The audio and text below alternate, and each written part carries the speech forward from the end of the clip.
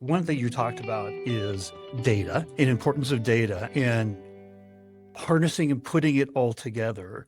I was just reading last week how I think it was McKinsey who said that 90% of our data is unstructured data.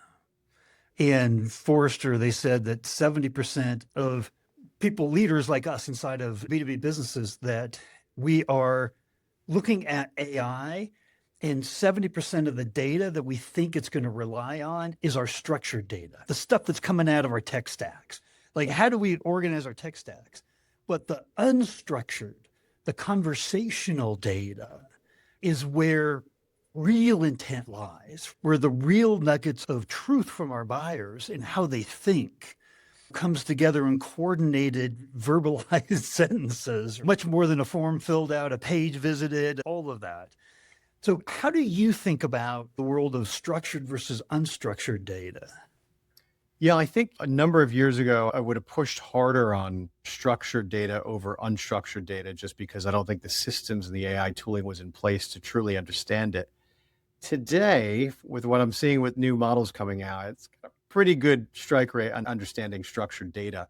I think the battleground in the future on AI will probably be large language models, generic large language models versus highly trained RAG style, smaller models that are industry specific, that are trained on your particular industry, and that understand you and your content, your customers' content much better than a hallucinating generic LLM could ever do. I think the underlying issue that will drive that conversation forward is security. I recently saw that a vast majority of companies that are now deploying AI, I think it's in the range of 80% or higher, have experienced at least one security incident related to AI. If you're not careful, not only is your organizational membrane, your brains, your adaptive memory being loaded into these systems, but if you have one leak during this age of exploration, you're in big trouble. I think that's going to be the battlefield of the future. It'll be large model generic versus small model specific AI engines and LLMs that rule the day. You know, it's interesting because the LLMs today, you wouldn't really think of it this way, but they're a commodity because everybody has access to the exact same tool. What you're saying is these kind of verticalized LLMs, they're highly trained, not on just general market data, they're highly trained. And I guess the level below that would be, how do we train them on our buyers, our go-to-market? What are the objections and the buyer intelligence that we have that we want our LLM to have? And that's not always the stuff that's coming out of the marketing automation tech stack or CRMs. I love how you're thinking on that and prioritizing it really on how we train it on what we do. And nobody else is going to do that for us, right?